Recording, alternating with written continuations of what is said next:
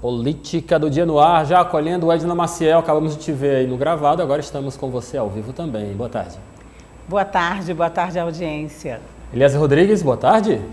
Boa tarde, Lívio Galeno, Edna Maciel, queridos telespectadores, uma ótima tarde a todos. E a assessoria do senador Ciro Nogueira confirmou que a agenda que estava prevista para a próxima sexta-feira, dia 28 de maio, para uma visita do presidente Jair Bolsonaro a Teresina, foi desmarcada. Uma nova data não foi confirmada. O presidente do Brasil, Jair Bolsonaro, viria à capital do Piauí para a entrega de 18 caminhões a municípios do nosso estado. Jair Bolsonaro esteve no município de Santa Filomena no dia 20 de maio, na inauguração da ponte estaiada ligando o Piauí ao estado do Maranhão. Edna Maciel, por que o Bolsonaro não vem mais?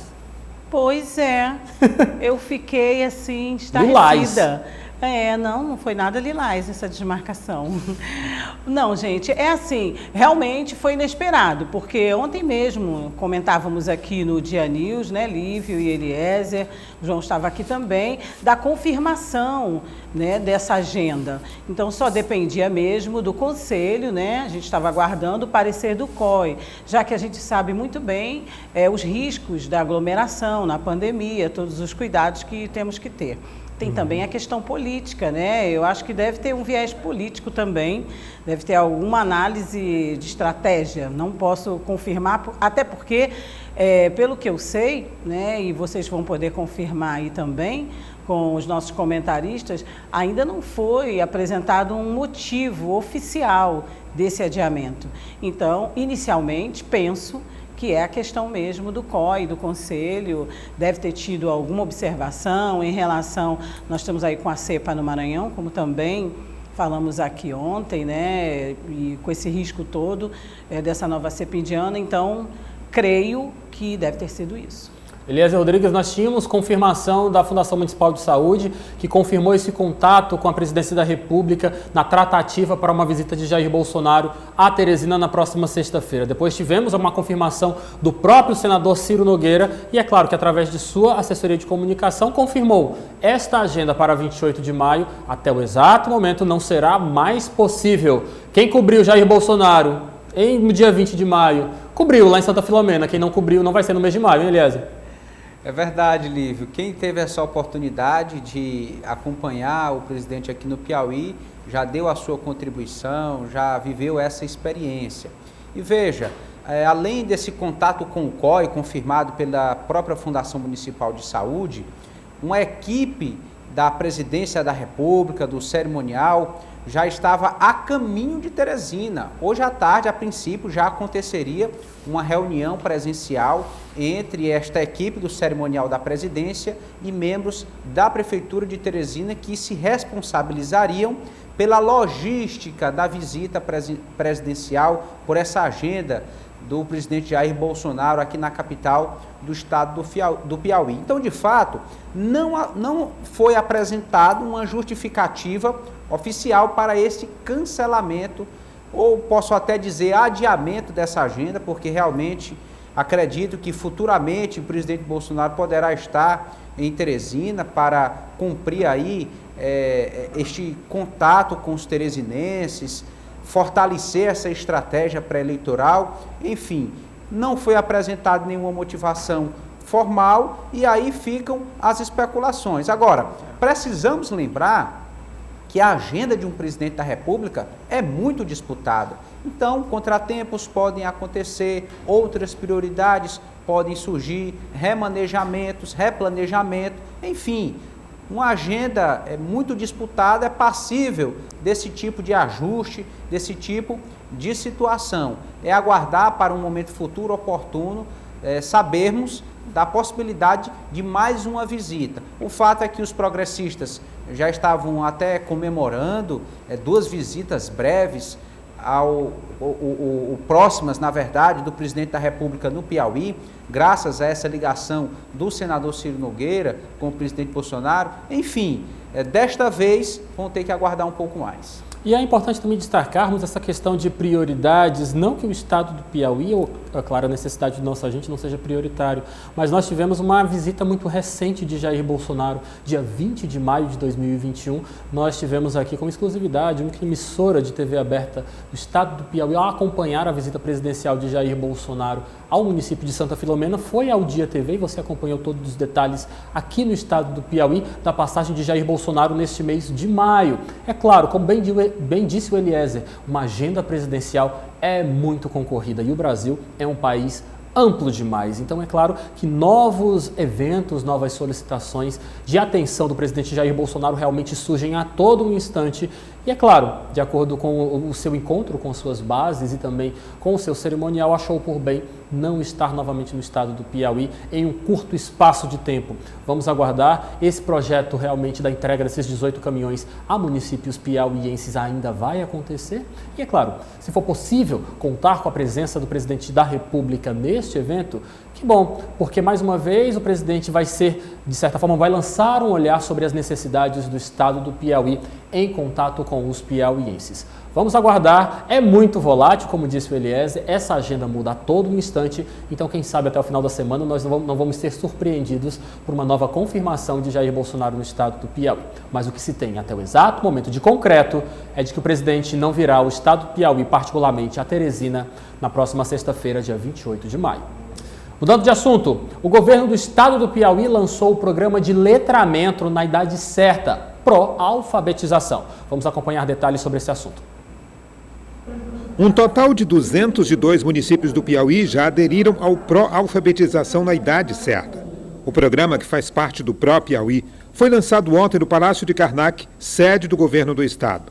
A iniciativa vai ser realizada em colaboração com os municípios do estado, com o apoio da Associação dos Prefeitos Municipais, da União dos Dirigentes Municipais de Educação e coordenado pela Secretaria Estadual de Educação. O mais bonito desse programa é que nós vamos trabalhar com as matrículas dos municípios, que estão nas escolas municipais, nas escolas públicas municipais.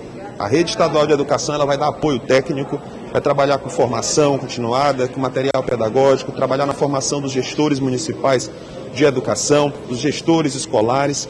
Vamos levar também para os municípios o SAEPI, que é o nosso sistema de avaliação da educação básica.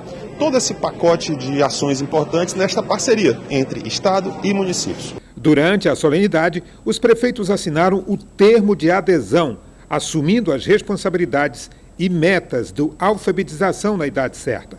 Segundo o governo, o objetivo do programa é conseguir que toda criança até os 7 anos de idade matriculada na rede pública chegue ao 2º ano do ensino fundamental com capacidade de ler, escrever e resolver uma operação matemática simples. Se conseguir as metas pretendidas, o programa pode melhorar a posição do Piauí no ranking do analfabetismo no Brasil, entre jovens de 15 anos ou mais.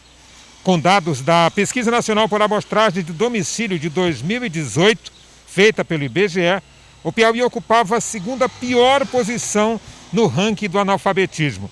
Com 16,6% de analfabetos, o Piauí ficava à frente apenas de Alagoas. Segundo o IBGE, analfabeto é alguém que não consegue ler ou escrever um simples bilhete. O alfabetização na idade certa deve beneficiar 200 mil crianças dos 224 municípios do estado. O investimento é de mais de 80 bilhões de reais. São parcerias que serão desenvolvidas nesse grande programa, nesse grande pacto, Estado e municípios, para garantir a alfabetização na idade certa. São mais de 80 milhões de reais disponibilizados para esse programa nos próximos anos. Para o governador do Piauí, o propósito do programa é ter alunos mais preparados para as etapas seguintes da vida escolar. O objetivo é que, tendo um alicerce com a alfabetização na idade certa, a gente tem as condições de chegar lá na frente, no fundamental maior, no ensino médio, na universidade, com um domínio pleno, não é, tanto na leitura, na escrita, não é, no raciocínio. Edna Maciel, continuamos olhando para a educação no Brasil como um todo, particularmente no estado do Piauí, como um dos grandes desafios. É muito importante sempre apresentarmos iniciativas que buscam esta educação na idade certa e, é claro, com um crescimento sustentável, Edna. Exatamente, é o que a gente espera. Aqui no Dia News a gente sempre reforça em toda a pauta que a educação é a base de tudo. Verdade. Temos um déficit muito grande, temos crianças ainda fora da escola, temos aqueles que não alcançam ainda por questão de distância, questão financeira, questão de moradia e não tem o acesso devido à escola. E ainda temos escolas que precisam desse reforço, né? Principalmente as escolas públicas, que atendam principalmente as pessoas, as crianças, os jovens da periferia, os mais pobres, os que não têm condições. Então, é uma boa iniciativa, né? O programa vem mesmo a incentivar a idade certa e nós temos, acho que sim, que nós temos que, para toda iniciativa da educação, apoiar, acompanhar, e ver se o programa vai seguir mesmo o seu rumo, né? E é um investimento pesado e que bom que atenda a tantas crianças e da maioria, ou pelo que eu entendi, de todos os municípios do Piauí. Eliezer, mais uma iniciativa ligada ao projeto chamado de Pro Piauí de Desenvolvimento do Estado, mesmo em contexto de pandemia, que tem aí, na realidade, tem à frente o secretário Rafael Fonteles. Intenções políticas podem ser destacadas neste evento? Sim, Lívio, veja que o Pro Piauí ele tem uma ampla cobertura no que diz respeito às áreas essenciais: saúde, educação, segurança, infraestrutura, mobilidade, habitação. É um programa bastante diversificado, com várias vertentes, e a educação, nesse sentido, ela ganha uma certa prioridade, né? Estamos falando aí de alfabetização, corrigir uma falta de direitos, direitos que foram negados a uma determinada geração de se alfabetizar, e também permitir que pessoas na idade certa, considerada aí pelos parâmetros do Ministério da Educação, tenham esse direito de aprender a ler, escrever, se formar, enfim. Então o secretário Rafael Fonteles tem liderado todo esse projeto do Pro Piauí, que tem um orçamento estimado de até 6 bilhões de reais, que deve ser aplicado até 2022. Aí estão recursos próprios, recursos de operações de créditos e, claro, o crédito, uma vez dando certo a iniciativa, a execução dos projetos, o crédito fica para o coordenador, para essa figura política que tem já sido debatido, consensuado como pré-candidato do PT ao governo do estado do Piauí. Uma vez cumprindo essa missão, realmente dando conta do recado, isso agrega bastante ao nome de Rafael Fonteles. Mudando de assunto, agora voltando para a nossa esfera política teresinense. Nesta terça-feira, mais empresários do setor de transporte público foram ouvidos na CPI, Comissão Parlamentar de Inquérito, que realmente está ligada a essa questão na Câmara Municipal de Vereadores de Teresina. Vamos acompanhar os destaques dessa sessão de hoje. Os questionamentos abordaram aspectos trabalhistas, contratuais e operacionais. Citados em diversas oportunidades, gestores da administração anterior da Prefeitura deverão ser convocados. Sempre que pode, se volta ao ano de 2014 e o ano de 2015, quando se iniciou o contrato da licitação. Então, se essa discussão ela norteia hoje a CPI, precisa também ouvir os gestores anteriores. Na minha opinião, está cada vez mais claro que a gestão anterior, apesar de todas as dificuldades, dialogava bem com o setor, com os empresários do transporte, e o sistema funcionava. Agora, nessa gestão, a gente vê que a paralisação ainda não cessou e nós precisamos voltar a funcionar e a ter os ônibus para a população. O proprietário da empresa Viação Piauiense destacou que a Prefeitura acumula um débito da ordem de 26 milhões de reais relativos a subsídios para o sistema referentes só a este ano de 2021. A concretização desse repasse ainda não garante o retorno integral da frota de ônibus aos percursos na capital. O sistema está carente do poder público olhar com carinho, né? Diferentemente como foi falado que a gente não tem coração, não, eu acho que coração não é com a gente. O poder público é que está faltando com esse coração. Você fala dos repasses que estão faltando? Sim, essa é a sobrevivência de todo mundo, né? Repasse é necessário. O depoente chegou a mencionar ainda o caso da empresa São Luís, que entrou em circulação sem ter disputado o processo licitatório. Existe uma empresa circulando fora da licitação? Não, nenhuma. Foi homologada. Aqui eles questionaram, foi homologada pelo poder público na época. Nós também apresentamos a possibilidade e eles homologaram a empresa. O vereador presidente da CPI do Transporte Público considerou frágeis os argumentos apresentados pelo setor empresarial que tentou justificar as carências no sistema. Que a culpa é do mundo todo. Que a culpa é até do asfalto, dos buracos. Mas aqui nós não estamos tendo a segurança de o que foi assumido como compromisso de execução dessa licitação lá em 2014 é realmente o que está sendo descumprido na atualidade. Foi dito aqui de acordos sistemáticos, acordos ano após ano, e dito aqui do descumprimento sempre do poder público, do não pagamento. Mas o transporte público, nesses 5 anos de execução, vive problemas sistematicamente piorados a cada ano. Não foi dito aqui, por exemplo, a empresa que depois agora não soube explicar aqui, ou falou de um valor que ela recebeu de 129 mil, de um montante do que chegou aqui de 36 milhões. Então, algumas coisas precisam ter desdobramentos nessa CPI. Edna Maciel, de acordo com o presidente da CPI, argumentos frágeis que não justificam realmente a situação que o sistema de transporte público da capital do estado do Piauí vive na atualidade. Ora, o fato novo é toda essa dívida, esse montante dessa dívida.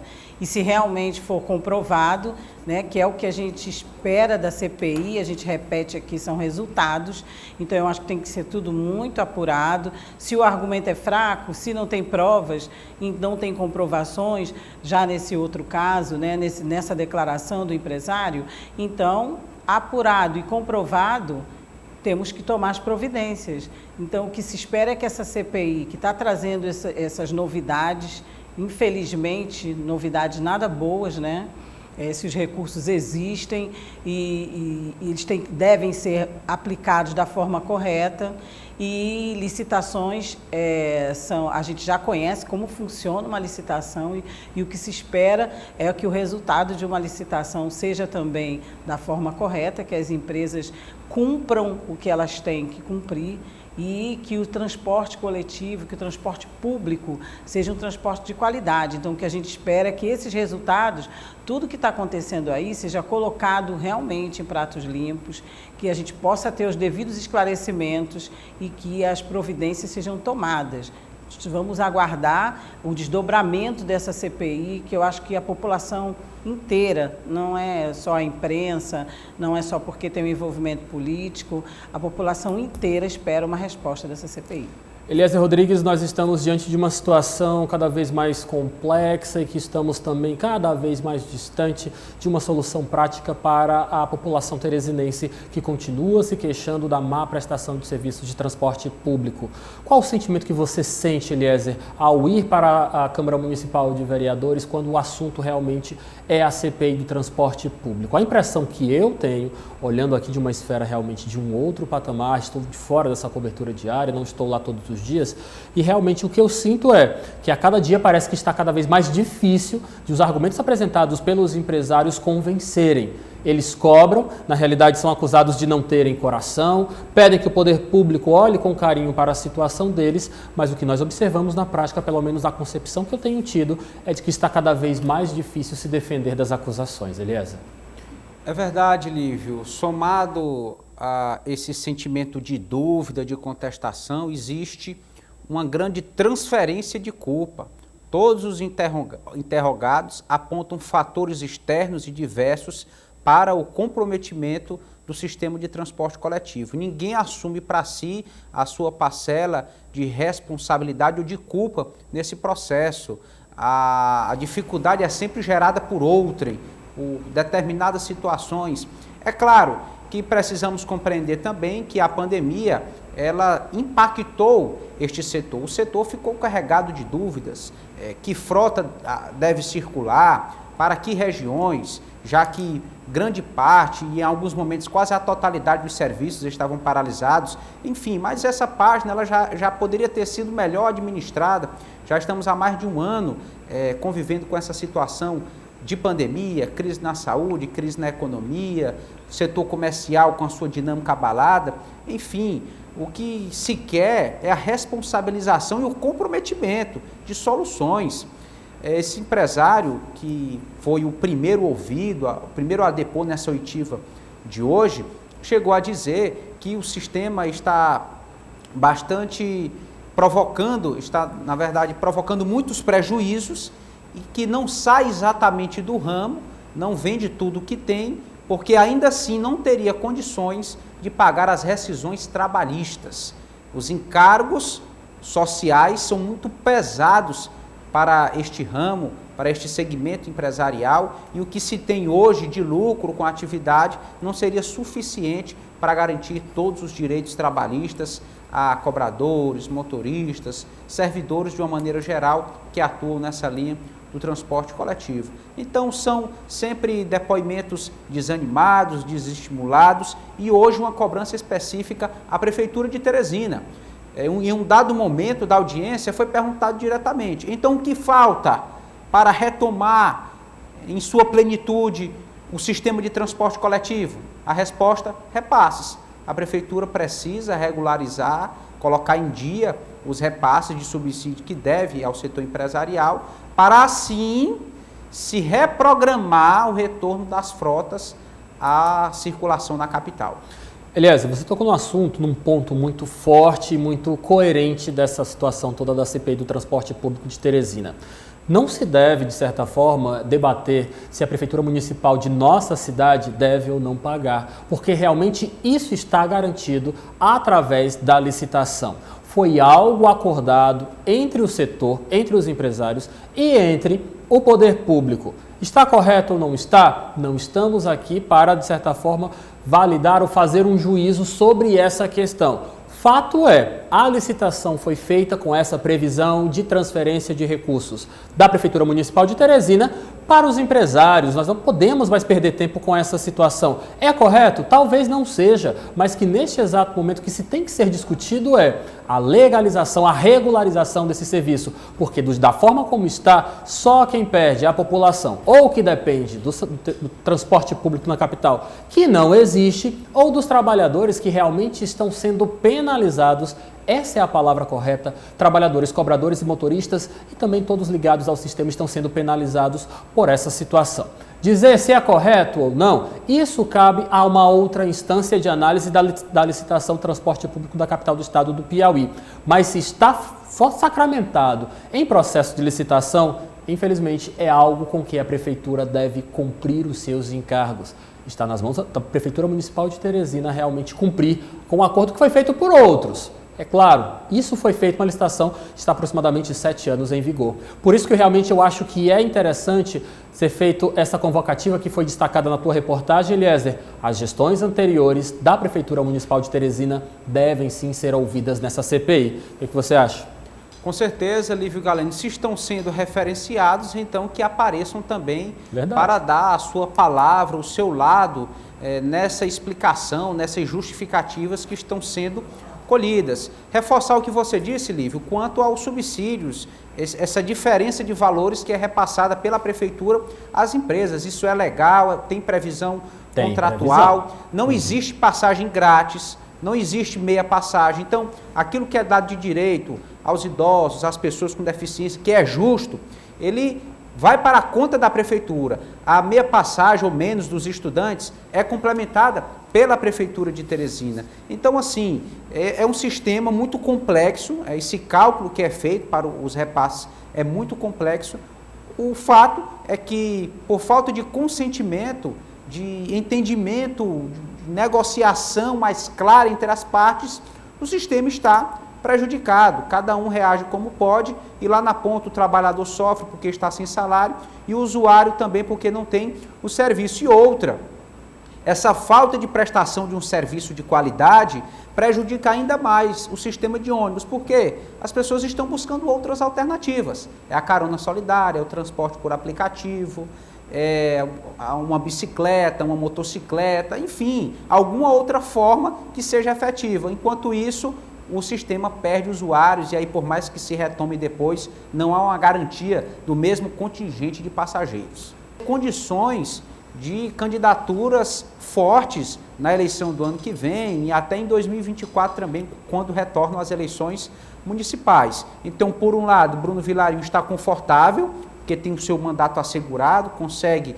corresponder às expectativas do seu grupo político e da população que se comprometeu, e, por outro, se vê em uma situação mais desestimulante, mas a médio e longo prazo, quando se pensa em eleição, quando se pensa no dia que ele vai poder mudar de partido, que não vai ser agora, em breve. Edna Maciel, mas mesmo assim estamos diante de um PTB que realmente tende a ficar esvaziado. O partido que atualmente conta com 2 cadeiras na Assembleia Legislativa corre o risco de ficar, um risco concreto de ficar sem essas 2 cadeiras, o que faz toda uma diferença, o que se na prática estamos observando uma perca muito forte de capital político do PTB, Edna, nenhum partido quer isso. Preocupante, né? E 2 nomes de peso, né? Peso. Que a gente sempre pensa tradicionais. Nessa perca, né? Nessa perda. Afinal, são muitos votos, é um eleitorado muito grande, são ações que agregam, né? O partido sim enfraquece. Fico preocupada olhando esse depoimento aí na entrevista do vereador Vilarinho, porque a gente nota a preocupação dele, embora ele afirme, né, que continua no PTB, continua no partido, quer fazer com que o partido cresça, mas veja bem o que ele falou, assim fica difícil, fica muito difícil, você perdendo nomes fortes, você tendo a possibilidade de que esses nomes vão para uma outra sigla, que também está fazendo um trabalho muito grande já aí para 2022, então o PTB, como outros partidos que a gente tem comentado aqui no ODN, estão enfraquecendo e tem que realmente se fortalecer a base, ver afinal com quem vai ficar, quem vai apoiar, porque pelo jeito o tempo urge. A gente pensa que não, né? Mas para a política o tempo urge sim. Nós observamos aqui no Jornal O Dia News realmente esta, por assim dizer, morte e ressurreição do PSDB. O PSDB parece que está começando a se articular, sim, começando a criar força de novo, né, Edna? As asas parecem que estão querendo bater com mais força, né? E agora estamos vendo uma morte anunciada do PTB. Vamos acompanhar como é que vai realmente ficar a situação desse partido que é muito tradicional na política piauiense. Edna, aquele abraço para você. Você fica muito bem de amarelo, viu? Muito obrigada. Você é um gentleman. Boa tarde a todos. Boa tarde. Eliezer, aquele abraço para você. Até amanhã. Grande abraço, uma ótima tarde a todos. Até amanhã. Política do Dia.